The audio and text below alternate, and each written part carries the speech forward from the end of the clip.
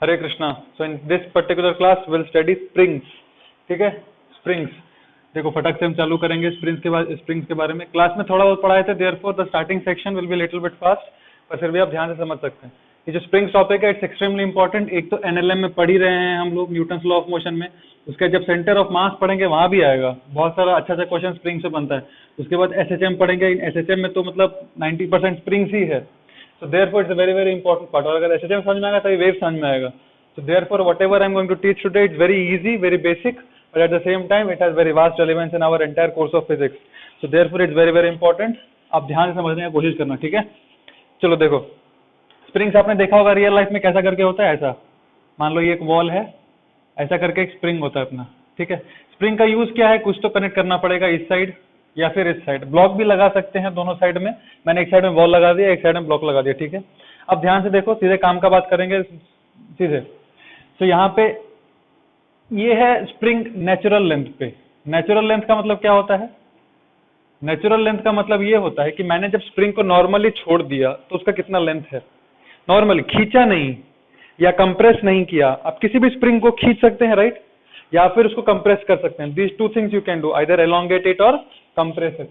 But I have neither elongated nor compressed this. तो ऐसे state में जो लेंथ होता है उसको क्या बोलते हैं? Natural length.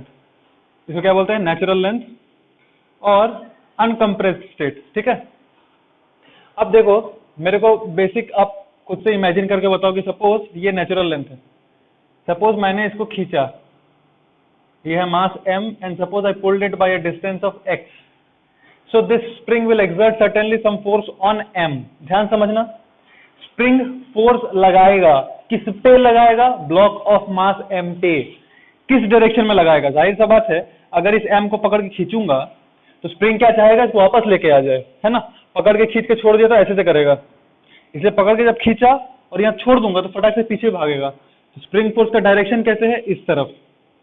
अगर मैं एलोंगेट करूंगा तो स्प्रिंग हमेशा tends to come to its natural length. लिख लेना अपने कॉपी में मैं जो बोल रहा हूं। Spring always tends to come to its natural length.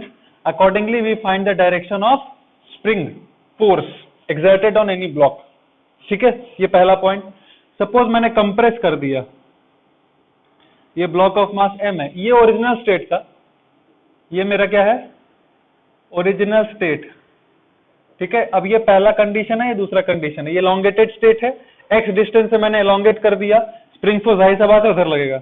यहाँ पे क्या कर दिया? x डिस्टेंस से कंप्रेस कर दिया इसको। अब स्प्रिंग इस पे किधर फोर्स लगाएगा? मैं इसका बात कर रहा हूं। इस पे स्प्रिंग किधर फोर्स लगाएगा? राइट साइड फोर्स लगाएगा, राइट साइड। तो स्प्रिंग फोर्स, और ये भी है अपना स्प्रिंग फोर्स, ठीक है। अब इतना समझ में आया है आपको ढंग से? अच्छा, एक और चीज ध्यान से समझो। ये दो पॉइंट अगर क्लियर है आपको, डायरेक्शन क्लियर है स्प्रिंग फोर्स का, हमने क्या क्या पढ़ लिया? नेचुरल लेंथ क्या होता है ये जान लिया। डायरेक्शन ऑफ स्प्रिंग फोर्स हम समझ पा रहे कि अगर स्प्रिंग एलोंगेटेड कंडीशन में है तो खींचता है अपने तरफ, मतलब spring always wants to achieve its natural length by any means, and accordingly it will apply the force. If you compress the spring, again the spring will want to achieve it natural length, ठीक है। अच्छा, एक और चीज देखो, तीसरा एक important point है कि spring force is same at both the ends. Spring force is same at both ends of the spring। Spring force is same at both the ends of the spring। इसका क्या मतलब है? इसका मतलब ये है कि जब आपने इसको खींचा, स्प्रिंग को जब एलोंगेट किया और यहाँ पे ब्लॉक m को छोड़ दिया, तो इस पर्टिकुलर पॉइंट पे जो फोर्स लग रहा है मान लो Fs, ठीक है। तो स्प्रिंग के ये वाले पॉइंट पे जो स्प्रिंग फोर्स लगाएगा दीवार पे इस तरफ, वो लगाएगा Fs। स्प्रिंग दीवार पे फोर्स लगाएगा कि नहीं लगाएगा? लगाएगा, जाहिर सा बात है। अभी तो खींचेंगे अगर, then it is quite natural that spring will exert a force on m towards, मतलब in this direction, and the spring will exert a force on this wall in this direction। ऐसे ओवरऑल होना चाहता है, मतलब मान लो मैं spring हूं और ऐसे करके खींच दिया तो मैं दोनों साइड से ऐसे वापस आना चाहूंगा। सपोज ये नेचुरल लेंथ है and I pull the string like this, so from both the ends I want to come to my natural state।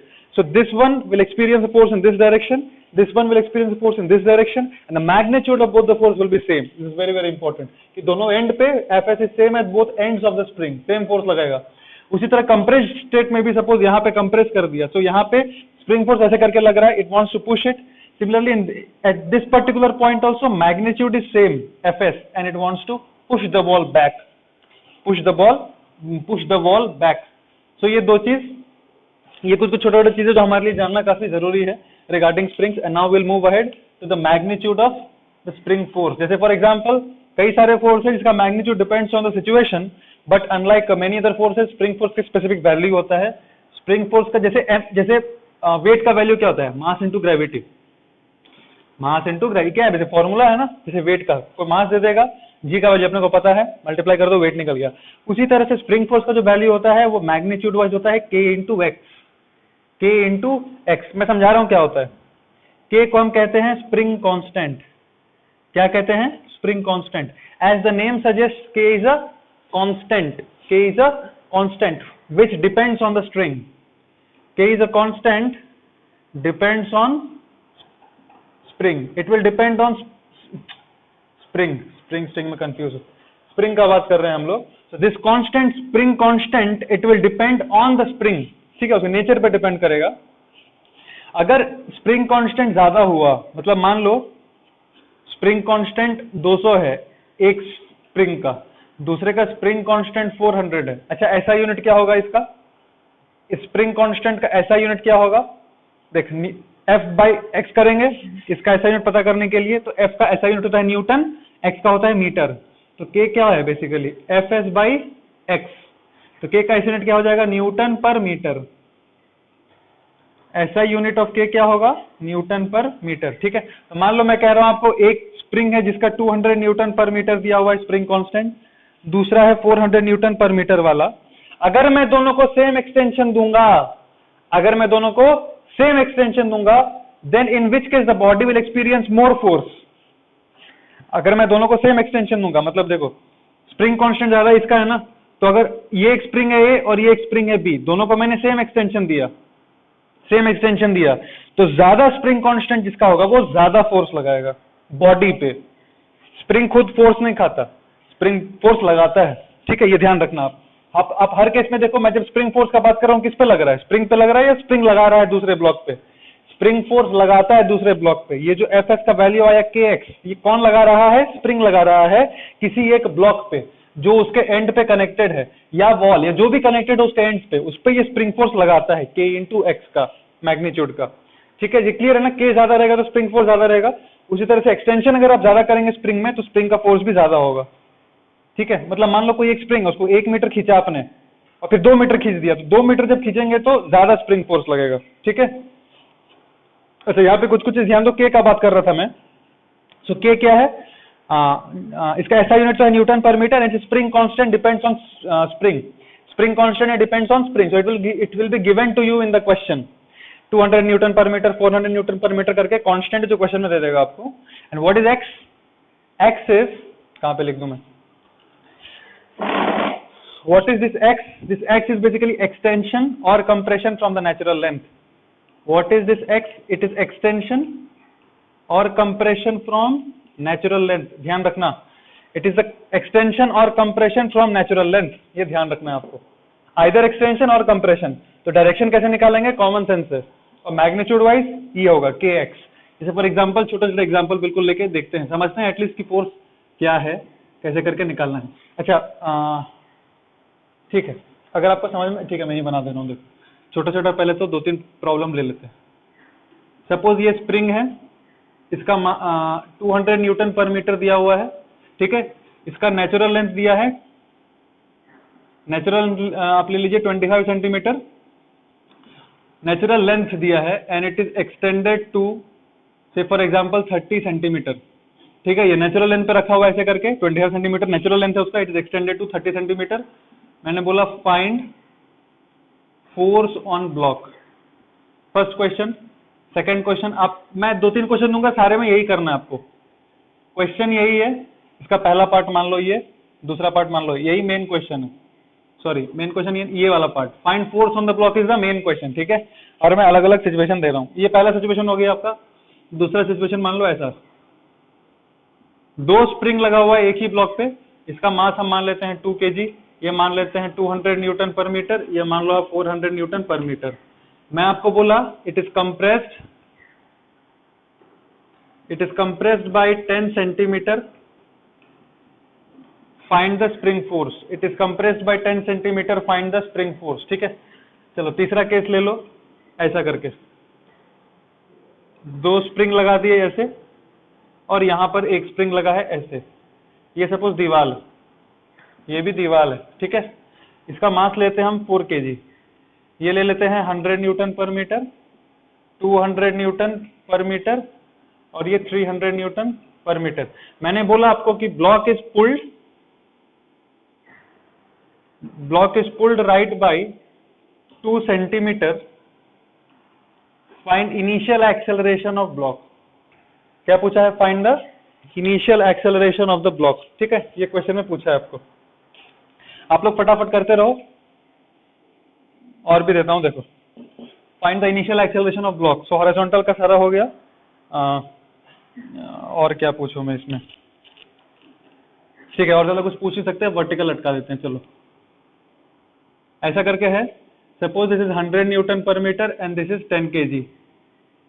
आपको बोला find extension in spring at equilibrium. At equilibrium पे आपको extension बताना है, ठीक है। Question number 5 ऐसे करके रख दिया suppose, and this is 10 kg and this is 500 newton per metre. Find compression at equilibrium. Same condition है। चलो फटाक से इतना करो, फिर आगे बढ़ते हैं। और कुछ क्वेश्चन करेंगे उसमें, but first of all do that much quickly and then will proceed ahead. Pause your screen and try those questions on your own once, फिर आगे बढ़ेंगे, ठीक है। अभी देखो मैं सॉल्यूशन बता रहा हूं, पर बताने से पहले आप एक बार खुद से ट्राई कर लो, ठीक है। चलो देखो फटाक से, find the force on the block. Question number 1 का आंसर देखो फटाक से। सबसे पहले क्या बोला? Extended to 30 centimetre. एक्सटेंड यहाँ पे करेंगे, जाहिर सा बात है, एक्सटेंड उस तरफ करेंगे हम लोग। अच्छा, 25 centimetre was the natural length and it is extended to 30 centimetre. So what is extension? Extension is 5 centimetre. When I write F equals to K into X, K क्या होता है? Spring constant. अच्छा, इस पे K कितना है? 200 newton per metre दिया हुआ है, और एक्सटेंशन कितना है? What was X? Extension from the natural length और compression from the natural length. So what is X? It is not 30, it is not 25, it is 5 centimetre. Means 30 centimetre, तो natural length से कितना extend हुआ? 5 centimetre. और वो centimetre में ध्यान रखना, ये ऐसा यूनिट में था 200 newton per metre and this is 5 centimetre, means 5/100 metre. ध्यान रखना इस चीज का, कन्वर्जन का ध्यान रखना आपको, ठीक है। ये ऐसा यूनिट में दिया है तो ये भी ऐसा यूनिट में ही रहना चाहिए। ये कट गया 2 से, आपका आंसर आ गया 10 न्यूटन, सिंपल, ठीक है। क्वेश्चन नंबर 2 क्या बोला है? Compressed by 10 centimetre. अच्छा, अगर इसको प्रॉपरली लिखना है, सपोज F ऐसे करके, ये तो बस मैंने मैग्नीट्यूड लिख दिया। अगर आपको ऑप्शन में आए तो ऐसे करके लिखना, वेक्टर फॉर्म में लिखना था तो -10 I कैप। क्यों? क्योंकि जब इसको इधर खींचा तो फोर्स ऐसे लगेगा। नॉर्मल कन्वेंशन के हिसाब से वो वाला नेगेटिव डायरेक्शन होता है, पीछे की तरफ जब आता है तो -10 I कैप, ठीक है। यहाँ देखो 200, 400, 2 kg, कंप्रेस्ड बाय 10 सेंटीमीटर। यहाँ पे कैसे कैसे कंप्रेस कर दिए। Find the spring force. अब ध्यान से देखो, मान लो जब यहां से मैंने कंप्रेस किया ऐसे करके 10 सेंटीमीटर, आप ध्यान से इमेजिन करना, by you have to imagine, go slowly step by step, because it's important. यहाँ पे थोड़ा ध्यान से देख, कंप्रेस्ड बाय 10 सेंटीमीटर, तो ये मान लो स्प्रिंग है अपना K1 वाला और ये K2, ठीक है। स्प्रिंग कांस्टेंट के हिसाब से मैंने वेरिएबल्स पुट किया K1 K2। जब मैं 10 सेंटीमीटर से कंप्रेस करूंगा इसको, तो क्या दोनों में कंप्रेशन सेम होगा या अलग होगा? ये स्प्रिंग 1 में स्प्रिंग 2 में कंप्रेशन सेम होगा या अलग होगा? सेम होगा। इस बात का ध्यान रखना है। ये बॉडी ऐसे या ऐसे नहीं होगा, वो फिक्स्ड है। आपने चुपचाप इसको ऐसे करके कंप्रेस कर दिया तो दोनों ही स्प्रिंग्स में सेम कंप्रेशन आएगा, ये जानना बहुत जरूरी है, ठीक है। जब सेम कंप्रेशन आएगा तो मेरे को 2 kg पे क्या नेट फोर्स चाहिए? 2 kg पे क्या चाहिए? Net force. ऊपर वाला स्प्रिंग ऐसे फोर्स लगाएगा, नीचे वाला स्प्रिंग भी ऐसे फोर्स लगाएगा। क्यों? क्योंकि ये नेचुरल लेंथ पे रखा है, जाहिर सा बात है। If I compress the springs in like this, then the spring which is in the upward position will try to push it back. Why? Because it wants to achieve its natural length. Similarly, the spring which is here at the bottom, this also will push it back, है ना। ऐसे अगर compress किया तो वापस elongate होना चाहेंगे ना नेचुरल पे जाने के लिए, तो ऊपर वाला भी उधर फोर्स लगाएगा, ये वाला भी इधर फोर्स लगाएगा। उस डायरेक्शन का ध्यान रखना। तो ऊपर वाला कितना फोर्स लगाएगा? 200 K इंटू X। कंप्रेशन कितना दिया है? Compressed by 10 centimetre, compressed by 10 centimetre, so K into X, compressed by 10 centimetre, कितना आ गया? 20 न्यूटन। डायरेक्शन मैंने पहले बना दिया तो टेंशन नहीं है, डायरेक्शन का ध्यान रखना, ठीक है। एक और क्वेश्चन ले लो। खैर यहाँ तो ले ही लिए, ठीक है, यहाँ तो ले लिए, ठीक है। हाँ, तो यहाँ पे जो सेकंड फोर्स लगाएगा वो क्या लगाएगा, K इंटू एक्स अगेन, और कंप्रेशन सेम है, कंप्रेशन सेम है, 10 सेंटीमीटर है। सो K है मेरा 4 और कंप्रेशन कितना था, 10 सेंटीमीटर। यहाँ पे कितना आ गया 40 न्यूटन, राइट। सो पूछा क्या था, find spring force. Spring force कितना आ गया 20 आई कैप प्लस 60 आई कैप न्यूटन, सिंपल, ठीक है। समझ में आ रहा ना कैसे करके फोर्स लगाएगा। के आपको कुछ याद ही नहीं रखना, आपको कितना याद रखना है कि के इंटू एक्स, के क्या है स्प्रिंग कांस्टेंट, एक्स क्या है एक्सटेंशन इन द स्प्रिंग या compression in the spring. Direction accordingly देख लेना, एक्सटेंड हो रहा है कंप्रेस हो रहा है, decide the direction properly. And एक चीज ध्यान रखना, बस ऐसे जो एक्स लिखते हैं के एक्स में, वो एक्स एसआई यूनिट में रहना चाहिए, के भी एसआई यूनिट में रहना चाहिए, यूनिट का ओवरऑल आपको ध्यान रखना है, ठीक है ना। चलो थर्ड क्वेश्चन पे आ जाओ फटाक से। थर्ड क्वेश्चन क्या है, ये वाला आपके, block pulled right by 2 centimetre. इसको मैंने राइट खींचा 2 सेंटीमीटर से, तो ये दो स्प्रिंग ऐसे करके फोर्स लगाएंगे, और चूंकि राइट मतलब मान लो बॉडी यहां पे आ गया, तो ये दो तो एलोंगेट हो गए, ये स्प्रिंग और ये स्प्रिंग क्या हो गया एलोंगेट हुआ, तो ये दो तो खींचेगा अपने तरफ। ये स्प्रिंग क्या हो गया, ये स्प्रिंग क्या हो गया कंप्रेस, तो ये ढकेलेगा, वापस नेचुरल लेंथ पे आना चाहेगा। ध्यान समझो, ये दो स्प्रिंग खिंचा गया तो ये वापस पुल करेगा इस तरफ, और ये वाला स्प्रिंग क्या हो गया कंप्रेस हो गया, it will push it back, right. तो तीनों के तीनों फोर्सेस तो ऐसे करके लगेंगे।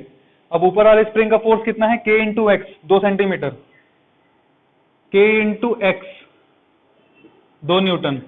नीचे वाला कितना है, के इंटू एक्स। अच्छा, सब में सेम ही कंप्रेशन या एक्सटेंशन आएगा। देखो, block pull right by 2 centimetre, इसको मैंने राइट पुल किया 2 सेंटीमीटर से, तो ये दोनों में एलोंगेशन 2 सेंटीमीटर का आएगा। दोनों में एलोंगेशन कितना आएगा, if I pull this by 2 centimetre, दोनों में एलोंगेशन आएगा 2 सेंटीमीटर, और 300 इसमें जो कंप्रेशन आएगा 2 सेंटीमीटर का आएगा। मान लो ऐसा करके मैं एक सिस्टम बनाया, ऐसा सिंपल। मैं बोल रहा हूं अगर ये नेचुरल लेंथ है, मैं इधर सपोज इसको एक्स डिस्प्लेस किया, तो ये वाले स्प्रिंग में एक्सटेंशन आया कि कंप्रेशन आया, एक्सटेंशन आया ना, कितना का एक्स का, नेचुरल लेंथ से एक्स इधर भाग गया। अच्छा, इसमें क्या आएगा कंप्रेशन आएगा, कितना का, इसी एक्स का। वही बोल रहा हूं यहाँ पे, दोनों के दोनों में क्या आ जाएगा, ऐसे करके खींचा, दोनों में एलोंगेशन आएगा एक्स का, और इसमें कंप्रेशन आएगा एक्स का, जो दिया हुआ है 2 सेंटीमीटर आपको, ठीक है। और ये कितना फोर्स लगाएगा, के इंटू एक्स, एक्स कितना है 2 सेंटीमीटर, तो ये आ गया 103, सॉरी, ये आ गया आपका फोर्स 6 न्यूटन। ये वाला कितना आ गया 2 to the 4 Newton. So what is the total spring force, सब ऐड हो जाएगा, 2 4 6 + 6 -12 आई कैप न्यूटन, ठीक है। क्वेश्चन नंबर 3 हो गया। क्वेश्चन नंबर 4 क्या है, फटाक से देख। अच्छा, find the extension in equilibrium. Equilibrium में जब वो 10 kg रखा हुआ है, तो नीचे की तरफ कितना लगेगा 100 न्यूटन फोर्स, ऊपर की तरफ के एक्स बैलेंस करेगा। ध्यान रखना, ये रेस्ट पे है अभी, ये इक्विलिब्रियम पोजीशन में है। कौन से पोजीशन पे है, इक्विलिब्रियम में है। इसका मतलब ऊपर का फोर्स और नीचे का फोर्स इक्वल होगा, तो नीचे 100 ऊपर के एक्स, ठीक है। सो 100 इक्वल्स टू के दिया हुआ है क्या, हाँ 100 इंटू एक्स, एक्स कितना आ गया 1 मीटर, ज्यादा ही एक्सटेंशन हो गया, तो ठीक है आंसर यही है, ठीक है। आई होप क्लियर है। क्वेश्चन नंबर 5 देखो फटाक से, find the compression at equilibrium. फिर वही सेम चीज हो गया, पर अब जब ये 10 kg का डायग्राम बनाएंगे, नीचे की तरफ क्या लगेगा वेट, और ये स्प्रिंग किधर फोर्स लगाएगा, ये कंप्रेस्ड स्टेट में है, तो स्प्रिंग ऊपर की तरफ फोर्स लगाएगा, वेट नीचे लग रहा है, और ये कंप्रेस्ड स्टेट में। आप कुछ सोचो, अगर स्प्रिंग के ऊपर कुछ रख देंगे तो वो थोड़ा नीचे आएगा ना ऐसे करके। जब इक्विलिब्रियम पे आ गया, जब इक्विलिब्रियम पे आ गया, नेट फोर्स 0 है, तो जो वेट लग रहा है और जो स्प्रिंग फोर्स लग रहा है वो दोनों सेम होगा। तो वेट लग रहा है नीचे 100 और स्प्रिंग फोर्स ऊपर लगेगा के एक्स। के कितना है 500 इंटू एक्स, तो यहाँ से एक्स क्या आ जाएगा 1/5 मीटर, ठीक है। दोनों को इक्वेट कर देंगे, बेसिकली दोनों क्या कर देंगे इक्वेट, एक्स आएगा 1/5 मीटर या फिर 20 सेंटीमीटर। फटाक से सिंपल क्वेश्चन है, ठीक है। आई होप ये वाला पार्ट क्लियर है आपको। अभी और हम कुछ न्यूमेरिकल्स करेंगे उस पर, ठीक है। देखो, वर्टिकल का बस अभी 1-2 सिनारियो लिया, कुछ और सिनारियो अभी लेता हूं आपके सामने। बेसिकली हमने सीखा क्या कि डायरेक्शन हमको क्लियर रहना चाहिए स्प्रिंग फोर्स का। दूसरा क्या क्लियर रहना चाहिए कि F equals to K x होता है, जहां पे x क्या होता है उसको हम मीटर में लेते हैं, और k को भी ऐसा यूनिट, मतलब यूनिट का ध्यान रखना है अपने को ओवरऑल, और डायरेक्शन बाकी कॉमन सेंस है, बाकी तो अपने को वही लगाना है, क्या लगाना है, न्यूटन्स लॉ ऑफ मोशन का इक्वेशन। ठीक है, सो वर्टिकल का बात कर रहे थे ना। ठीक है, वर्टिकल, हाँ एक और क्वेश्चन देख लो, वर्टिकल में कौन सा नंबर था मैं भूल ही गया, शायद 6th क्वेश्चन है शायद। ठीक है, देख लो, suppose 6th question, same type का क्वेश्चन है। यहाँ पे आप ले लो 5 kg and this is a 200 newton per metre. Part A है फाइंड एक्सटेंशन और पार्ट बी है, ध्यान से देखना, pulled down by 2 centimetre from equilibrium position, find acceleration when block is released. Find acceleration when the block is released. ढंग से करना part B, पहला पार्ट तो आसान है, दूसरा पार्ट ढंग से करना। Pull down by 2 centimetre from equilibrium position, find acceleration when block is released. ठीक है, और देखो अब थोड़ा एंगल पे ले लेते हैं, सपोज ऐसा करके स्प्रिंग, यहाँ पे ऐसा करके एक ब्लॉक है, ठीक है, और ये ऐसा करके एक स्ट्रिंग से कनेक्टेड है। इसका हम मास ले लेते हैं सपोज 2 kg। आपको टेंशन गिवन है, आपको टेंशन दिया हुआ है, मान लो 20 न्यूटन। ये स्प्रिंग जो है वो एंगल बना रहा है 37 डिग्री का। के का वैल्यू है सपोज 200 न्यूटन पर मीटर। ठीक है, क्वेश्चन है find extension in the spring. Find extension in the spring. ये कुछ भी मास से फर्क नहीं पड़ता अपने को, तो वो क्या चाहिए, K X cos 37 equal to tension. Tension का वैल्यू दे दिया ना, ओके ठीक है। फाइंड एक्सटेंशन स्प्रिंग निकाल लो। क्वेश्चन नंबर 8 देखो, ऐसा करके है, सिंपल क्वेश्चन है, डरना नहीं। देख यहां मान लो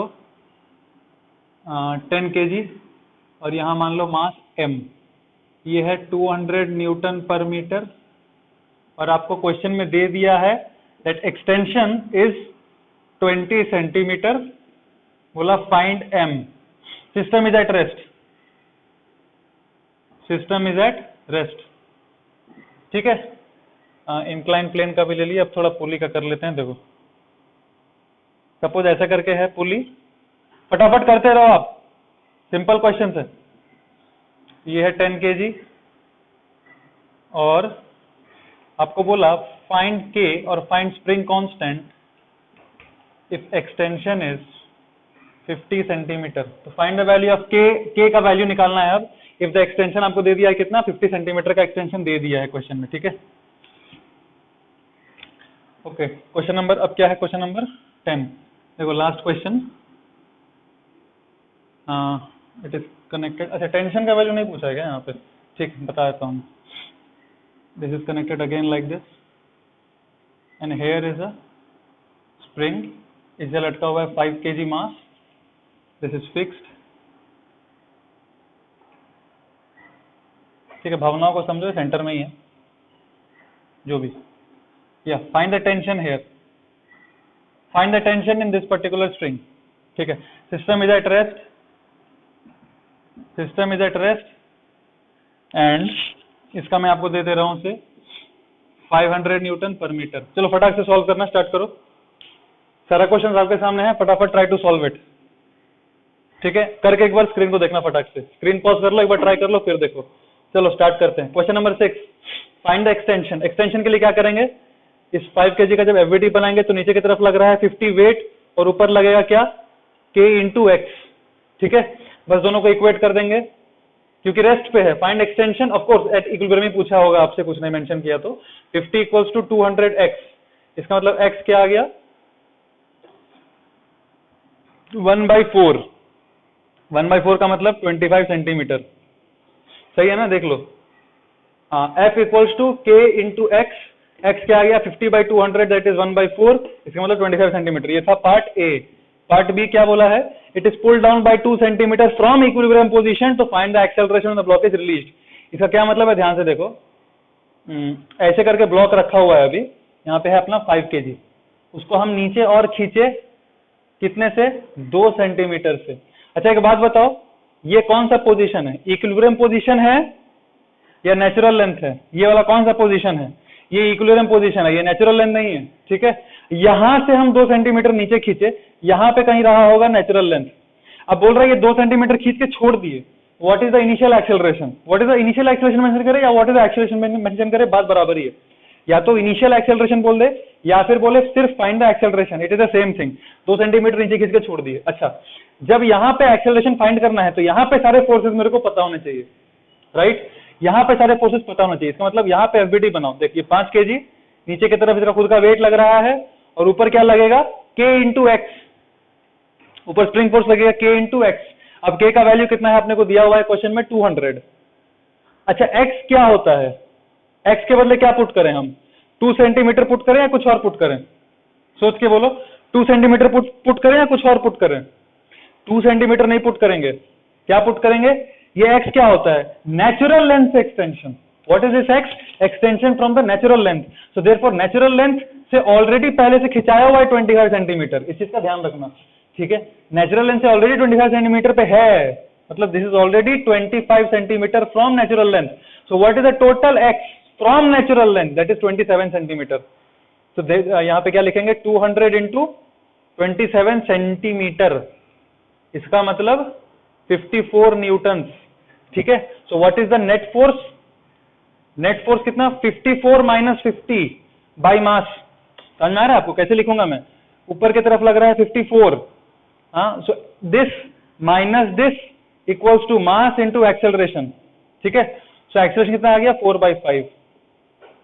बस एक चीज का ध्यान रखना था इस क्वेश्चन में कि इक्विलिब्रियम पोजीशन पे जब रहता है तो ऑलरेडी थोड़ा खिंचाया हुआ था वो पहले से, वहां से हमने खींचा है। क्वेश्चन को ध्यान से पढ़ लेना, 2 सेंटीमीटर फ्रॉम इक्विलिब्रियम पोजीशन खींचा था, इसलिए जो एक्सटेंशन लेंगे नेचुरल लेंथ से लेते हैं तो वो ऐड करना 25 सेंटीमीटर, बस वही, बाकी कुछ खास नहीं था, ठीक है।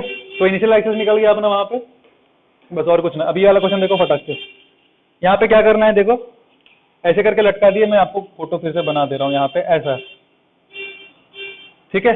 सो एक तो ये दिया है 37 डिग्री, बहुत सिंपल है, देख क्या क्या दे दिया है, k 200 न्यूटन पर मीटर दे दिया हुआ है, और क्या क्या दे दिया है, टेंशन आपको दे दिया है इस तरफ 20, ठीक है। अब देखो, अच्छा ये पार्ट ए ले लो आप, find the extension in the spring. Part B मैं दे दे रहा हूँ, find the normal force on block. ये पार्ट बी अभी नहीं किया तो भी ट्राई कर लो ये अगर ये वाला पार्ट भी नहीं किया है, नॉर्मल फोर्स ऑन ब्लॉक, तो ट्राई कर लो अभी। और इधर देखो, सबसे पहले तो ये रेस्ट पे है, ठीक है, ये रेस्ट पे है, दिया आपको क्वेश्चन में, नहीं दिया तो दे दे रहा हूं अभी। मान के रखो इक्विलिब्रियम में, कुछ नहीं बोला तो आप जनरली क्या मान लो कि बॉडी इक्विलिब्रियम में ही है, ठीक है। तो अब देखो ध्यान से, अगर इक्विलिब्रियम में रहे तो इधर के फोर्सेस और इधर के फोर्सेस शुड बी बैलेंस्ड, और vertical forces should be balanced, right. Sigma F x should be 0, also sigma F why should be 0। इसका मतलब अगर इसका एफबीटी बनाऊंगा मैं, तो यहाँ पे क्या फोर्स लग रहा है, 20, इसका मास नहीं दिया गया, अच्छा नॉर्मल के लिए मास लगेगा, जो नॉर्मल पूछा उसके लिए मास लगेगा, तो वो सेकंड पार्ट में देता हूं मैं, अभी कंफ्यूज हो जाएंगे वरना आप, वो सेकंड पार्ट के लिए देता हूं मैं। नॉर्मल फोर्स ऑन ब्लॉक यहां ले लो, if mass is 5 kg, if mass is, थोड़ा भारी ले लो, इफ मास इज 100 kg तब, ठीक। तो फिलहाल तो नीचे इसको हटा दो, फिर हम फिलहाल क्या कंसिडर करें, निकालना क्या है, find the extension in the spring, okay. तो इधर लग रहा है 20 न्यूटन, वेट लग रहा होगा नीचे mg, अपने को तो m नहीं पता सिर्फ इसलिए mg लिख रहा हूं, और ये लगा दे रहा हूं n। अच्छा, इधर लग रहा है स्प्रिंग फोर्स का डायरेक्शन क्या होता है, टुवर्ड्स द स्प्रिंग, ये ध्यान रखना। वो एग्जांपल इसलिए दिया गया है ताकि आपको समझना है कि स्प्रिंग फोर्स किधर लगता है, अलोंग द स्प्रिंग। जैसे स्प्रिंग फोर्स लगता है अलोंग द स्ट्रिंग, जैसे स्प्रिंग फोर्स लगता है अलोंग द स्प्रिंग, चाहे वो इंक्लाइन ही क्यों ना रख दे, इंक्लाइन रखेंगे आप तो ऐसे करके, मान लो ये ब्लॉक है, ये क्या है ब्लॉक, और स्प्रिंग को ऐसे रखा है, और स्प्रिंग अगर मेरा एक्सटेंडेड है, स्प्रिंग क्या है, एक्सटेंडेड, मतलब ऐसा नॉर्मल स्प्रिंग था, पकड़ के टांग दिया ऐसे करके, यहाँ ब्लॉक को रख दिया, तो क्या करेगा, खींचेगा उस तरफ, अपने एंगल पे खींचेगा। इसका 2 कंपोनेंट आएगा, एक ये वाला कंपोनेंट और एक ये वाला कंपोनेंट। तो ये जो मेरा स्प्रिंग फोर्स आएगा वो कितना आएगा, एक्सटेंशन ही पूछा है, तो मान लो 200x is the spring force, कितना एंगल पे लग रहा है, 37 डिग्री पे, समझ में आ रहा है। ऐसे करके स्प्रिंग फोर्स लग रहा है, कितना, 200 इंटू एक्स, इसका ये वाला component should be equal to 20, spring force का ये वाला कंपोनेंट 200x का ये वाला component should be equal to 20, तो वहां से मेरा आंसर आएगा 200x cos 37, 200x cos 37 should be equal to what? 20, 20, 10, 5, 2, x क्या आ गया 1/8 मीटर, x क्या आ गया 1/8 मीटर, ये तो मेरा एक्सटेंशन आ गया। ओके, अब है पार्ट बी, ये था पार्ट ए। पार्ट बी क्या है? Normal force given that the mass is 10 kg, मास कितना दे दिया है 10 kg, तो mg कितना हो जाएगा 100, नॉर्मल मेरे को तो निकालना है। अच्छा, अब वर्टिकल इक्विलिब्रियम भी मेंटेन्ड है, वर्टिकल इक्विलिब्रियम भी मेंटेन्ड है, खैर वो तो देखते हैं हम। तो हम क्या इक्वेशन लिखेंगे, देखो ऊपर की तरफ क्या क्या फोर्सेस लग रहा है, n प्लस इसका sine 37, 200 into X sine 37, this should be equal to the weight, 10 kg है ना। हाँ, ये समझ में आया कैसे लिखा मैंने? ऊपर की तरफ क्या क्या फोर्स लग रहा है, नॉर्मल, और इसका sine 37, this should be equal to 100, 200 x निकाल लिया तो मैं डायरेक्ट पुट कर दिया, ठीक है। फर्स्ट पार्ट से हमारा x निकला था ना 1/8, वो पुट कर दिया यहाँ पे साइन 37, ठीक। n का वैल्यू कितना आ गया देख लो, यहाँ से 8 से कट जाएगा शायद ये, 8 2 16, 40, 8 5 40, ठीक है, और 5 5 ये आ गया कितना 15, उधर जाएगा तो 85, तो नॉर्मल का वैल्यू आ गया 85 न्यूटन, ठीक है। It was a good question. Normal का वैल्यू कितना आ गया 85 न्यूटन। ऑफ कोर्स घट जाएगा ना, स्प्रिंग फोर्स लग रहा है ऐसे करके, तो थोड़ा तो ऊपर खींचेगा ना, तो इसलिए नॉर्मल 100 से कम ही रहेगा, ठीक है। तो ये वाला इट्स गुड क्वेश्चन। एंगल पे भी लगा सकते हैं स्प्रिंग्स को। बेसिकली पॉइंट यहाँ पे क्या सीखे, यहाँ पे हम सीख क्या रहे थे, यहाँ से एक ही चीज सीखे हम कि जब आप एंगल पे स्प्रिंग को लगाएंगे ना, तो स्प्रिंग फोर्स ऐसे करके लगेगा, ये ध्यान रखना बस। स्प्रिंग फोर्स एंगल पे लग जाएगा, बस ये ध्यान रखना, अलोंग द स्प्रिंग लगेगा, ठीक है। अब इसको आप दो कंपोनेंट्स में तोड़ के अपन को जो भी करना है कर सकते हैं। खैर, क्वेश्चन नंबर 8 देखो फटाक से, ये हो गया ना पूरा? हाँ, क्वेश्चन नंबर 8, चलो फटाक से देखो, ये पूरा खत्म हो गया अपना। क्वेश्चन नंबर 8 बहुत ही आसान है एक्चुअली, वो एक्सटेंशन निकालना है जब बॉडी इक्विलिब्रियम में रहे, जब बॉडी इक्विलिब्रियम में रहे तो, अच्छा m का वैल्यू निकालना है। तो ये जब इक्विलिब्रियम में है, एक्सटेंशन भी दे ही दिया गया, एक्सटेंशन दे दिया जब, और बोला है इक्विलिब्रियम में है। अच्छा, ये ऐसे डिसाइड ही नहीं कर पाएंगे हम लोग। देखो ये क्वेश्चन में क्या गड़बड़ है, बता रहा हूं आपको बता रहा हूँ क्वेश्चन में क्या गड़बड़ है। देखो ये जब 10 kg यहाँ पे हम बना रहे हैं, ये जब अच्छा ये तो एंगल ही नहीं दिए। सबसे पहले तो मान लो एंगल 37 डिग्री, ठीक है। वो क्वेश्चन में कुछ गड़बड़ है, देखो बताता हूँ क्या। आपको समझो क्वेश्चन सही है कि नहीं, एक बार स्क्रीन पॉज करके फिर आते हैं, फिर सुनना। पहले खुद सोचो क्वेश्चन ठीक है कि नहीं, क्वेश्चन में कहाँ गड़बड़ है, क्वेश्चन रिफ्रेम करेंगे अगर गड़बड़ होगा तो, और फिर स्क्रीन की तरफ देखना, देखो ढंग से क्या गड़बड़ है। देखो मान लो ये 10 kg हमने बनाया और हमने कहा कि system is at rest, system is at rest, ये बोल दिया है। तो इस 10 kg पे इस तरफ कितना फोर्स लगेगा, mg sin 37, मतलब mg sin 37, इसका मतलब 5 × 20 60 न्यूटन इस तरफ लग रहा है, 60 न्यूटन इस तरफ लग रहा है। अब दूसरा चीज ऑलरेडी दे दिया है एक्सटेंशन 20 और k भी दे दिया है, दोनों चीज दे दिया है, एक्सटेंशन भी दे दिया और k भी दे दिया। तो इधर कितना लगेगा k × x, x का वैल्यू कितना है रे 20/100, 20/100, 100 2 जा, तो ये कितना आ गया 40। तो देख ये 60 आ गया और ये 40 आ गया, मतलब ये इक्विलिब्रियम में है ही नहीं वो 10 kg वाला। ये वाला ग्रेविटी ज्यादा है, मतलब ये खींचेगा भी, और ये ज्यादा है रे, इस तरफ ज्यादा है, 60 लग रहा है इस तरफ, और जब एक्सटेंशन 20 सेंटीमीटर है तो ये वाला क्या है 40 आया सिर्फ, इसका मतलब ये और एक्सटेंड होगा फर्दर, फर्दर और एक्सटेंड होगा, ठीक है। तो आप एक काम करो, क्वेश्चन में क्या कर लो, एक्सटेंशन नहीं दिया हुआ है मान लो, एक्सटेंशन निकाल सकते हैं, ठीक है। तो इसमें क्या करना है, पार्ट ए है फाइंड एक्सटेंशन और पार्ट बी है फाइंड एम। पार्ट ए है फाइंड एक्सटेंशन और पार्ट बी है फाइंड एम, दोनों चीज आपको निकाल लेना है। क्वेश्चन थोड़ा सा चेंज किया हूं, ध्यान से देखो। तो क्या करेंगे, क्या करेंगे देखो, ट्राई करो फिर देखना। सबसे पहला चीज मेरे क्या बोला, फाइंड द एक्सटेंशन। जाहिर सी बात है 10 kg रेस्ट पे है, 10 kg तो रेस्ट पे है, मतलब 10 kg का इधर हमने जस्ट फोर्स निकाला, कितना 60 आ रहा था ना, mg sin 37 60 आ रहा था, राइट।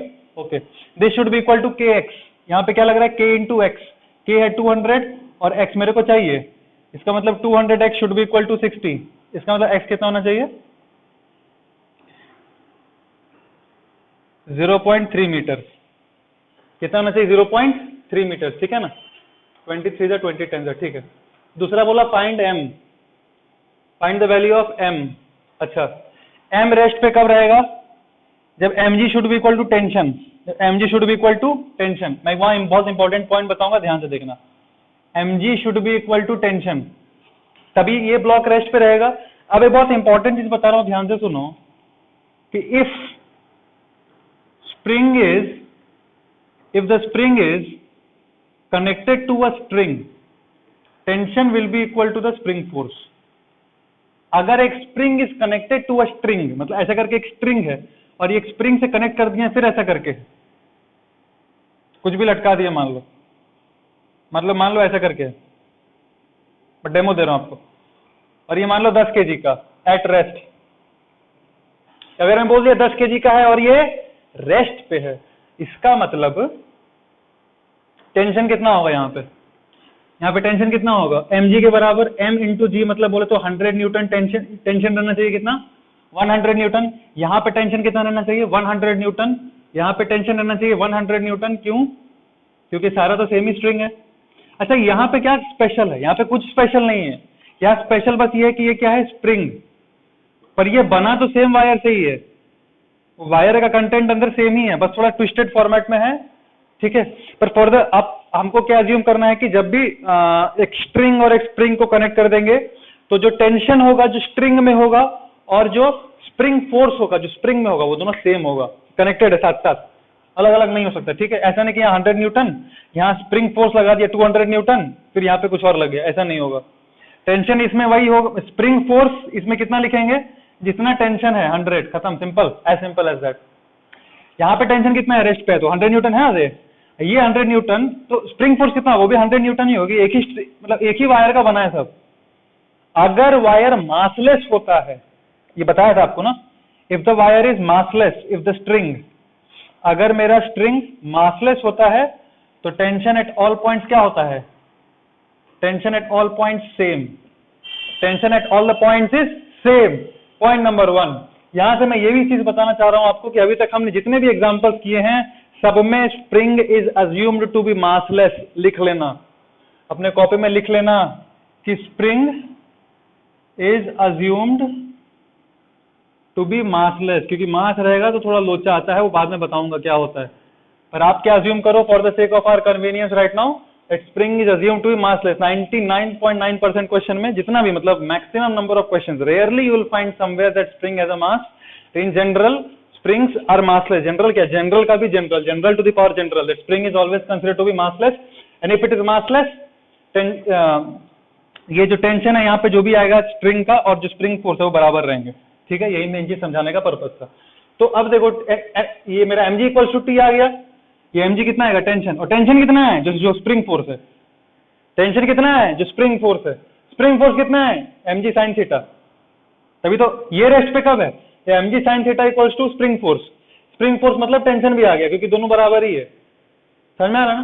तो mg कितना रहना चाहिए? 60 के बराबर। mg should be equal to 60। ये काट दो 6 से, 10 को 6 से काट दिया, मास आ गया 6 kg। 6 kg रहना चाहिए यहाँ पे। अरे समझ में आया तुम लोगों को? हमको डाउट हो रहा है, देखो मैं फिर से समझा दे रहा हूँ। स्प्रिंग और स्ट्रिंग दोनों ही हम क्या मानते हैं? Massless, point number 1। Point number 2 मैंने आपको क्या सिखाया, या ये वाला एग्जाम्पल में भी देख लो, जो भी टेंशन निकालेंगे आप वही आपका स्प्रिंग फोर्स भी आएगा। जो भी टेंशन निकालेंगे वही क्या आएगा? Spring force. क्योंकि स्प्रिंग और स्ट्रिंग कनेक्टेड है एक दूसरे से। जब भी कनेक्टेड रहे तो जो टेंशन आता है और जो स्प्रिंग फोर्स आता है वो सेम आता है। तो यहाँ पे जो टेंशन आएगा और जो स्प्रिंग फोर्स आएगा वो एक ही है ना। अच्छा, स्प्रिंग फोर्स कितना आएगा? जितना ये आएगा, क्योंकि बैलेंस है ना दोनों। ये रेस्ट पे था, मैंने क्वेश्चन में दिया है आपको, इक्विलिब्रियम में है, सिस्टम इज एट रेस्ट। तो ये फोर्स जो आ रहा है mg sin 37 that is 60 should be equal to spring force. तो स्प्रिंग फोर्स कितना आ गया? 60। वही टेंशन आएगा 60, तो 60 should be equal to mg। तो वहां से m निकला 6 kg। मास कितना होना चाहिए? 6 kg, तभी तो रेस्ट पे रहेगा।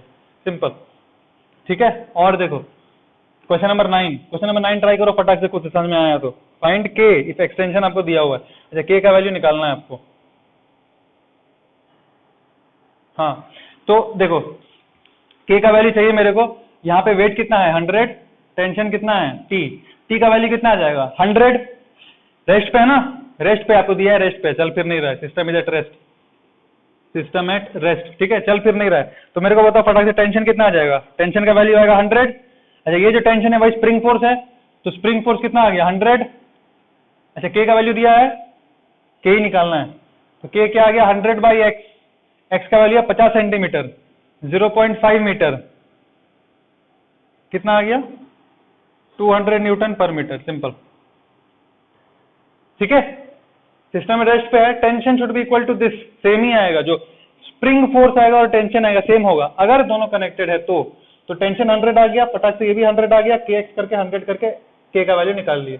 ये वाला क्वेश्चन देखो, ये ऐसे बना देंगे, देख के अब देख सिस्टम रेस्ट पे है, ओके, तो ये कितना आ जाएगा। अच्छा सिस्टम रेस्ट पे तो निकालना क्या है, टेंशन भी निकाल लो और एक्सटेंशन भी निकाल लो, दोनों पार्ट निकाल लो, चलो टेंशन निकाल लो और क्या निकाल लो, एक्सटेंशन में स्प्रिंग वो भी निकाल लो। तो टेंशन तो ऐसे देख के निकल जाएगा, देखो 50 न्यूटन इसका वेट है, तो ये कितना आएगा 50, तभी तो रेस्ट पे रहेगा। अगर 50 न्यूटन वेट लग रहा है तो इसके ऊपर फोर्स भी कितना लगना चाहिए 50 न्यूटन, ऊपर 50 न्यूटन लगना चाहिए, तो स्प्रिंग फोर्स भी कितना होना चाहिए 50, स्प्रिंग फोर्स भी कितना होना चाहिए 50। एक्स क्या है 1/10 मीटर, मतलब 0.1 मीटर बोल लो, 10 सेंटीमीटर बोल लो, जो भी, तो एक्सटेंशन तो डायरेक्ट निकल गया वहां से। अच्छा दूसरा चीज, ये जो स्प्रिंग है और वायर कनेक्टेड है, तो स्प्रिंग में भी स्प्रिंग फोर्स आएगा 50 न्यूटन का और टेंशन भी आएगा 50 न्यूटन का, ये 50 न्यूटन ऐसे, ये 50 न्यूटन ऐसे, क्योंकि ये एक ही वायर है, तो tension and both the parts of wire same, तो यहाँ पे टेंशन 100 न्यूटन, तो यहाँ पे भी टेंशन 100 न्यूटन, सिंपल फिनिश्ड। समझ में आया ढंग से ना। तो ये सारा ऐसा करके क्वेश्चंस हम बना सकते हैं, मतलब infinite number of questions can be made, but the point is you have to understand 2-3 things. क्या क्या, F equals to K X, direction आपको कॉमन सेंस समझ में आना चाहिए कि कहाँ हम डायरेक्शन लेंगे, और मैंने आपको बताया कि एक स्प्रिंग अपने दोनों एंड्स पे सेम फोर्स से खींचता है, एक स्प्रिंग जो है दोनों एंड से सेम फोर्स से खींचता है, वो ध्यान रखना। एक्स जब पुट करेंगे तो वो मीटर में पुट करना, उस चीज का ध्यान रखना, और एंगल पे रहेगा तो उस चीज का ध्यान रखना कि एंगुलरली ही वो स्प्रिंग फोर्स लगाएगा। और लास्ट में सीखा कि जो टेंशन होता है और जो स्प्रिंग फोर्स होता है वो सेम हो जाएगा, टेंशन होता है और जो स्प्रिंग फोर्स होता है वो सेम हो जाएगा, ठीक है। ओके चलो देखो फटाक से, अब हम बात करते हैं स्प्रिंग इक्विवेलेंट का। किसका हम बात करेंगे, स्प्रिंग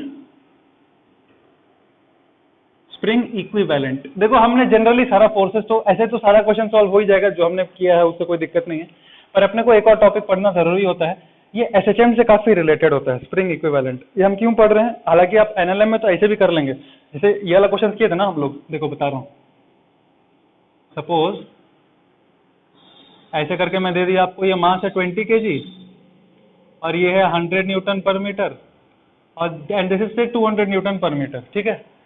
तो अगर मैं इसको डिस्प्लेस करता था 2 सेंटीमीटर से, अगर मैं इसको डिस्प्लेस मान लो 2 सेंटीमीटर से डिस्प्लेस किया राइट साइड, बता देते थे कि नहीं स्प्रिंग फोर्स कितना होता है, बता देते थे, एक्सेलरेशन पूछे वो भी बता देंगे, सब कुछ बता देंगे। तो ये पढ़ने का उतना सिग्निफिकेंस एनएलएम में नहीं है, हालांकि कुछ कुछ क्वेश्चंस काफी सिंप्लीफाई हो जाएंगे, बिल्कुल उसमें कोई दिक्कत नहीं है, पर आप सारे क्वेश्चंस बिना इसके भी कर सकते हैं। But why we are studying, because in when we will study SHM, of course in NLM many questions will be simplified by using spring equivalent concept, and another thing is when we will study SHM, वहां पे तो भर भर के आएगा, बहुत सारे question time period पे निकलता है using spring equivalent. It is just like resistors which you studied in class 10th current electricity में, तो उस टाइप से कुछ कुछ कॉन्सेप्ट है जो हमको जानना जरूरी है। क्या है स्प्रिंग इक्विवेलेंट का मतलब, उसका मतलब ये है कि बेसिकली अगर हमने 4-5 स्प्रिंग लगा दिया ऐसा करके, देखो सपोज ये 1 2 3, सपोज ये 3 स्प्रिंग लगा दिया, मैं आपको बोला आप क्या करो, एक ही स्प्रिंग से रिप्लेस कर दो इसको, मतलब मास m, ये भी मास m, can you replace this with 1 spring only. अगर इसका दिया है k, इसका k2, इसका k3, क्या आप बता सकते हैं k इक्विवेलेंट कितना होगा, मतलब replace this system by only 1 spring, इसलिए हम पढ़ते हैं स्प्रिंग इक्विवेलेंट। यही है मतलब मेन कॉन्टेक्स्ट जो हमको सीखना है वो ये सीखना है, how can I replace these 2 springs with 1 spring, then these 2 springs with 1 spring to get us equivalent spring. ये पढ़ने का बहुत फायदा है, बाद में काम आएगा अपने को, ठीक है। सो उसका फायदा देख, मतलब कैसे करते हैं वो देखें फटाफट। सो फटाफट देखो करते हैं। दो चीज है, ये है पार्ट ए। मान लो ऐसा करके हमने दो स्प्रिंग लिया, ऐसा करके हमने दो स्प्रिंग लिया, ये अपना मास m है, this is k1 and this is k2, ठीक है, ये नेचुरल लेंथ पे रखा हुआ है। Say that this is extended by x, मैं बोलता हूं ये कहां आपने एक्सटेंड किया, इसको x लेंथ से एक्सटेंड कर दिया। So now if you draw the free body diagram of this particular thing, उसका जब हम फ्री बॉडी डायग्राम बनाएंगे मास m का, पीछे क्या लग रहा है k1x और एक चीज क्या लग रहा है k2x। मेरा क्वेश्चन क्या था, ठीक है प्रो, मेरा क्वेश्चन था कि मैं ये दो स्प्रिंग को एक ही स्प्रिंग से रिप्लेस कर दूं, ऐसे देख, ऐसे करके के इक्विवेलेंट से मैं रिप्लेस कर दूं मास m से, ठीक है, और ऐसे रिप्लेस करूं, देखिए k1 k2 है और ये x है, ऐसे रिप्लेस करूं कि when given same extension gives same spring force। मतलब ये k इक्विवेलेंट का क्या मतलब, इसका मतलब ये है कि ये दो स्प्रिंग को मैं एक ही स्प्रिंग से ऐसे रिप्लेस करूं कि जब भी एक्सटेंशन मेरा कुछ भी हो, सपोज x हो और इसको भी मैं x से खींचूं तो इस मास पे वही फोर्स लगे जो यहां पे लग रहा है। समझ में, एक्सटेंशन दोनों का सेम रहना चाहिए, तभी एग्जैक्टली उतना ही फोर्स लगे जितना यहां पे लग रहा था। This is the concept, clear है आपको। तो यहां पे देखो, जब x से खींचे तो फोर्स कितना लग रहा है, नेट फोर्स कितना आ रहा है, नेट फोर्स आ रहा है k1x प्लस k2x। इस केस में नेट फोर्स कितना आ रहा है, इस केस में नेट फोर्स कितना आ रहा है, एक ही स्प्रिंग से रिप्लेस कर रहा हूं इनटू x, एक्सटेंशन सेम रखना है, मैंने जस्ट कहा। इक्विवेलेंट स्प्रिंग अगर से मैं जब रिप्लेस कर रहा हूं उसका क्या मतलब है, इक्विवेलेंट स्प्रिंग जब भी रिप्लेस कर रहा हूं उसका मतलब ये है कि इस इक्विवेलेंट स्प्रिंग को लेके जब मैं सेम एक्सटेंशन करूं जो सिस्टम ऑफ स्प्रिंग्स को लेके कर रहा था, जब मैंने बहुत सारे कॉम्बिनेशन ऑफ स्प्रिंग्स को लेके x एक्सटेंशन किया था, तो जो फोर्स आ रहा था, जब मैं इक्विवेलेंट एक ही स्प्रिंग से रिप्लेस कर दूंगा तो भी x एक्सटेंड जब करूंगा तो सेम फोर्स रहना चाहिए, ये कॉन्सेप्ट है। एक्सटेंशन सेम लेंगे तो यहां पे देखो, यहां पे एफनेट था k1x प्लस k2x, यहां पे क्या है k इक्विवेलेंट इनटू x, पर दोनों तो बराबर रहना चाहिए, दोनों क्या रहना चाहिए, इक्वल। तो k1x plus k2x this should be equal to k equivalent into x। तो अपना x कट गया, k इक्विवेलेंट क्या आ गया, k1 प्लस k2। अगर मेरे पास कई सारे स्प्रिंग्स होते हैं ऐसे करके, समझ रहे, मतलब n नंबर ऑफ अगर स्प्रिंग्स होता है ऐसे करके, k1 k2 k3 ऐसा करके, सब के सब ऐसे करके लगे हुए हैं ऊपर नीचे, तो जो इक्विवेलेंट स्प्रिंग आता, इक्विवेलेंट स्प्रिंग कांस्टेंट जो आता वो क्या आता, k1 plus k2 plus so on, ठीक है।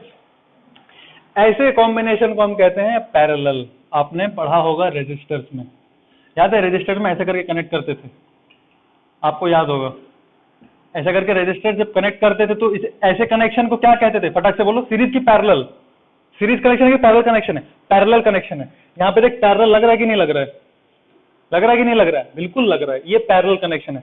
पैरेलल कनेक्शन ऑफ रेजिस्टर्स में क्या सेम रहता था, पैरेलल कनेक्शन ऑफ रेजिस्टर्स में क्या सेम रहता था, पोटेंशियल डिफरेंस। क्या सेम रहता था, क्यों पैरेलल बोलते थे, क्योंकि पोटेंशियल डिफरेंस सेम रहता था। उसी तरह से यहां पैरेलल में क्यों बोल रहे हैं, क्योंकि एक्सटेंशन सेम है रे दोनों स्प्रिंग में, जितना भी स्प्रिंग जोड़ लो, अगर इसको हम x से खींचेंगे तो सारे ही स्प्रिंग्स में, सारे ही, अगर इस ब्लॉक को मैं x से खींचा तो जितना भी स्प्रिंग्स हो सब में एक्सटेंशन x का आएगा। Therefore, since all the springs have same extension of x, therefore all those are in parallel। जैसे सारे रेजिस्टर के अक्रॉस पोटेंशियल डिफरेंस सेम होता था तो they are in parallel, सारे स्प्रिंग्स के अक्रॉस अगर एक्सटेंशन सेम है तो they all are in parallel, ठीक है। सो इसका मतलब एक छोटा सा क्वेश्चन में दे रहा हूं आपको एग्जांपल समझने के लिए। देखो, जैसे फॉर एग्जांपल ये है 200 न्यूटन पर मीटर और ये है 300 न्यूटन पर मीटर। क्या इसको रिप्लेस कर सकते हैं एक स्प्रिंग से, उसका स्प्रिंग कांस्टेंट कितना होगा बता दो फटाक से। उन दो स्प्रिंग को अगर मैं एक स्प्रिंग से रिप्लेस करूंगा तो उसका स्प्रिंग कांस्टेंट कितना होगा बता दो, 100 200 300, फटाक से बता दो। और ये भी देख लो, ये सीरीज में है कि मतलब पैरेलल में है कि नहीं बता दो।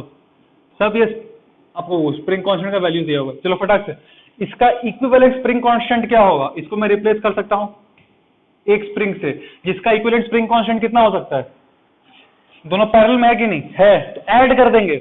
यहां पे ऐड नहीं करते थे रजिस्टर के केस में, ध्यान रखना वो उल्टा है, स्प्रिंग्स के केस में उल्टा है, कंफ्यूज मत होना। स्प्रिंग्स के केस में उल्टा है, यहाँ पे जब पैरेलल रहेगा चुपचाप ऐड कर देंगे, ठीक है। 200 प्लस 300, 200 प्लस 300 कितना होता है 500, ये आ गया 500 न्यूटन पर मीटर। ये वाला केस में क्या हो जाएगा, ये वाले केस में क्या हो जाएगा 100 प्लस 200 प्लस 300 कितना 600 न्यूटन पर मीटर। ये वाले केस में क्या हो जाएगा। अच्छा, पैरेलल में है कि नहीं पहले ये बताओ। पैरेलल में स्प्रिंग्स हो उसका क्या क्राइटेरिया है कि जब मैं ब्लॉक को डिस्प्लेस करूं x, तो सारे के सारे स्प्रिंग्स में कंप्रेशन या एलोंगेशन शुड बी x, तभी दो springs are said to be in parallel. अब यहाँ पे पैरेलल में है कि नहीं देख, मान लो इसको मैंने डिस्प्लेस किया x इधर, इसमें क्या आया कंप्रेशन कितना का x का, और इसमें क्या आया, इसमें एलोंगेशन आया x का, और इसमें क्या आया कंप्रेशन x का। तो चूंकि सेम x है दोनों स्प्रिंग्स के लिए, तो they are in parallel, they will be treated like in parallel, बिल्कुल उसमें कोई दिक्कत नहीं है। और आप लॉजिकली भी देख सकते हैं, देखो जब मैंने इसको x से ढकेला इधर, तो ये स्प्रिंग इधर फोर्स लगाएगा 100x, और ये वाला स्प्रिंग भी ढकेलेगा उधर ही 200x से, तो total force 300x, total force 300x। तो k इंटू एक्स, तो k इक्विवेलेंट कितना 300, वो सेम ही है। बस प्रूफ बस ऐसे वेरीफाई कर दिया कि गलत नहीं बता रहा हूं। इधर जब ढकेलेंगे ना, x क्या है एलोंगेशन, और यहां से x क्या है कंप्रेशन, x सेम ही है दोनों के लिए, चाहे एलोंगेशन हो चाहे कंप्रेशन, तो ये दोनों क्या है पैरेलल में है, ठीक है। तो इसलिए इक्विवेलेंट कितना हो जाएगा इसका भी 300, मतलब इस सिस्टम को आप रिप्लेस कर सकते हैं एक ही स्प्रिंग से जिसका इक्विवेलेंट है 300, कोई दिक्कत नहीं, ऐसा किया जा सकता है, ठीक है। ये तो अपना क्या हो गया, पैरेलल के केसेस हो गए। आपको सीरीज का बता देता हूँ, देखो पटक, यहाँ बताऊँ वहां बता दूं, यहाँ बता दे रहा हूँ, देख यहाँ ही बता देता हूँ।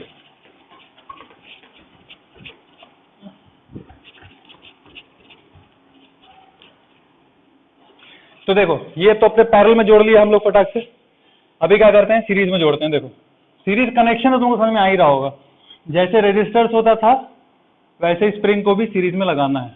मान लो ये मास है m, ठीक है, ये नेचुरल लेंथ पे रखा हुआ है,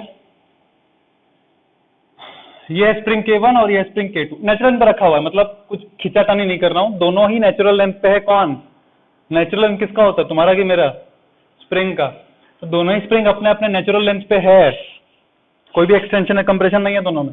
अब मैं कहा कि मैंने इसको x से खींचा, x से खींचा मतलब नया फिगर देखो ध्यान से, ऐसा हो गया थोड़ा, इसमें थोड़ा एलोंगेशन, इसमें थोड़ा एलोंगेशन, ऐसे ये मास m और ये मेरा x है एक्सटेंशन, ये था नेचुरल लेंथ, ये है K1 और ये है K2। अच्छा अब ध्यान से देखो, अब जब इसका इक्विवेलेंट बनाऊंगा तो उसका क्या मतलब है, यहाँ पे मास m रखा है, K इक्विवेलेंट, इसका क्या मतलब है, इसका मतलब है कि जब मैं इसमें x खींचूं, जब इसमें भी मैं x खींचूं तो सेम फोर्स लगे, तो भी सेम फोर्स लगे जो इसमें लग रहा है ये वाले केस में, ठीक है। अच्छा अब एक बात बताओ, जब मैं इसको खींचूंगा x से, अब ये भूल जाओ, अब यहाँ पे देखो, मान लो मैं इसको x से खींचा, किसको m को मैं x से खींचा, तो टोटल एक्सटेंशन कितना है, ध्यान से समझो इस चीज को, मैं जब x से खींचा तो टोटल एक्सटेंशन कितना है x, और जब ब्लॉक को खींचेंगे x से तो जो स्ट्रिंग वाला पोर्शन है, जहां जहां पे स्ट्रिंग्स है वो थोड़ी खिंचाएगा, स्ट्रिंग नहीं खिंचाता ना, खिंचाता क्या है स्प्रिंग, स्ट्रिंग नहीं खिंचा रहा है, क्या खिंचा रहा है स्प्रिंग, स्प्रिंग खिंचा रहा है। ओके अब एक चीज ध्यान दो, जब मैंने टोटल x से खींचा तो ये कुछ खिंचाया होगा और इसमें कुछ एक्सटेंशन, मतलब दोनों में अलग अलग एक्सटेंशन आया होगा, दोनों में सेम एक्सटेंशन नहीं आया होगा। देखो f क्या होता है kx, f क्या होता है kx, इसका मतलब x is inversely proportional to k, अगर सेम फोर्स है तो, if f is same तो k is inversely proportional to x, x is inversely proportional to k, same force लगा रहे हैं तो इसका क्या मतलब है, इसका ये मतलब है कि मान लो k मैंने क्या, k यहाँ मैंने दे दिया 200 न्यूटन पर मीटर और K2 दे दिया 400 न्यूटन पर मीटर, ठीक है। मैं बोल रहा हूं ये वॉल से फिक्स है, इस तरफ वॉल से फिक्स कर लो,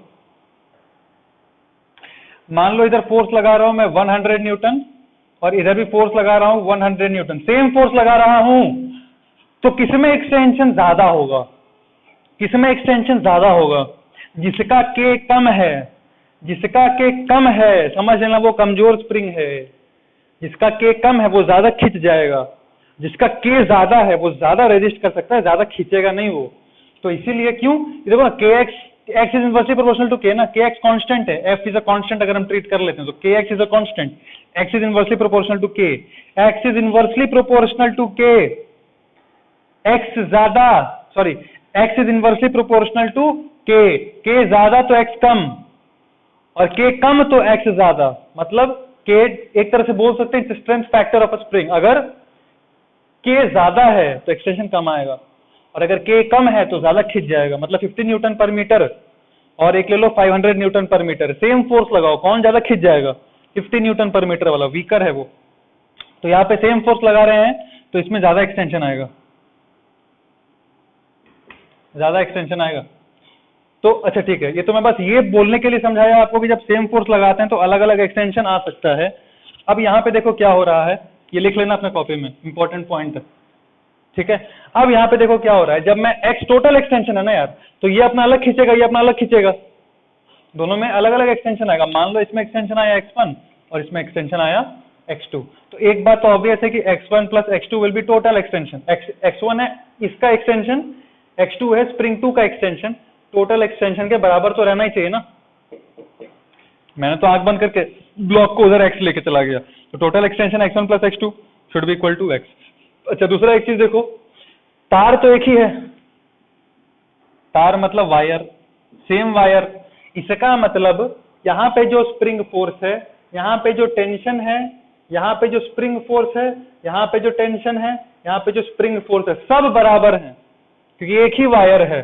तो मैं क्या लिखूंगा, K1x1 should be equal to K2x2, same है सब, ठीक है ना, सेम ही क्या है, हाँ सेम वायर है तो फोर्स भी क्या हो जाएगा, सेम हो जाएगा।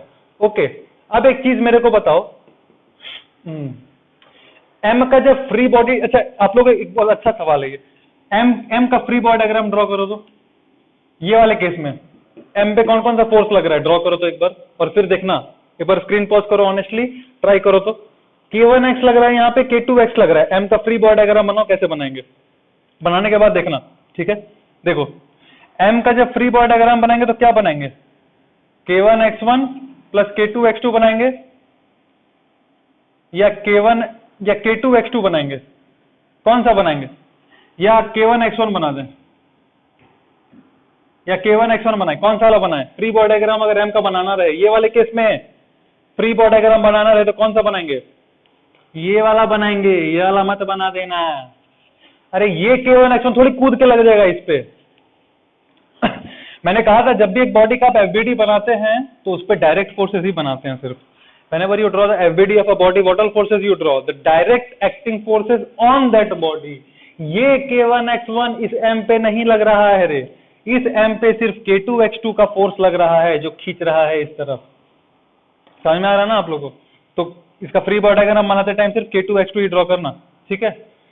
खैर, तो फोर्स कितना लग रहा है, अगर मैं ब्लॉक ऑफ मास M का बात करूं, मैं किसका बात करूं, ब्लॉक ऑफ मास M, तो फोर्स कितना लग रहा है K2x2, ये नहीं लग रहा है, गलत है, फोर्स कितना लग रहा है K2x2। अब मैं आपको ये बोल रहा हूं इक्विवेलेंट का क्या कॉन्सेप्ट है कि जब मैं इसको भी x एक्सटेंशन से खींचूं यहां पे, x एक्सटेंशन से भी खींचूं यहां पे, तो इसके ऊपर फोर्स कितना लगेगा, K इक्विवेलेंट इंटू x, और ये इसी फोर्स के बराबर रहना चाहिए जो पहले लग रहा था, ये इसी फोर्स के बराबर रहना चाहिए जो पहले से लग रहा था उस पे। Same extension, same extension, same force बराबर रहना चाहिए। हाँ, K2x2 K1x1 बराबर है तो तीनों ही बराबर हो जाएंगे। आई होप ये चीज क्लियर है।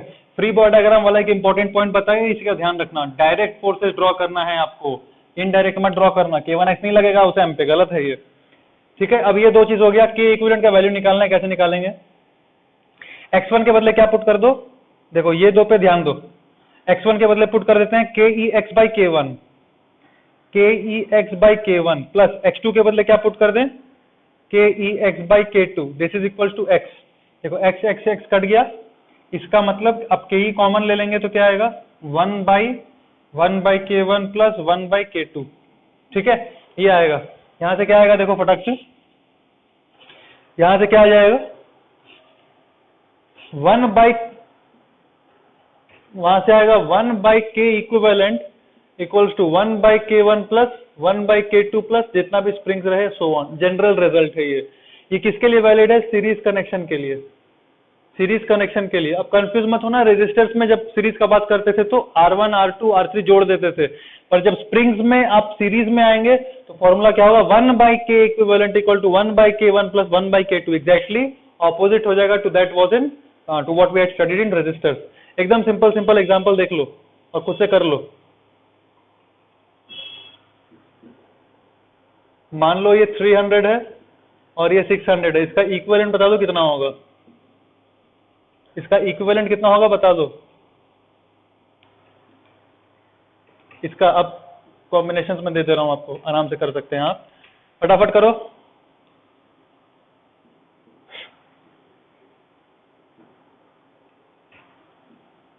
इसका वैल्यू नहीं दिया।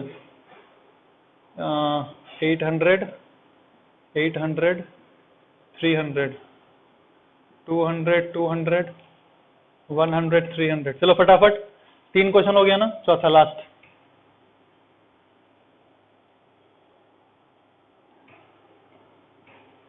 दिया है कैसे? नहीं दिया।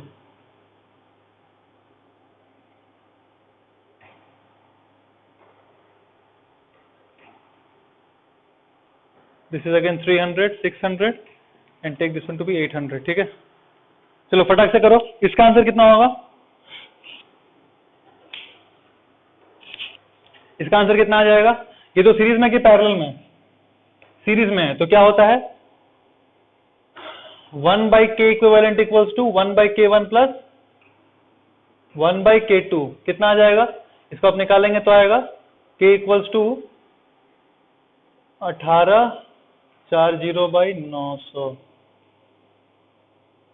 200 न्यूटन पर मीटर। तो इसका इक्विवेलेंट आएगा 200 न्यूटन पर मीटर। ठीक है, अच्छा इसके लिए क्या होगा?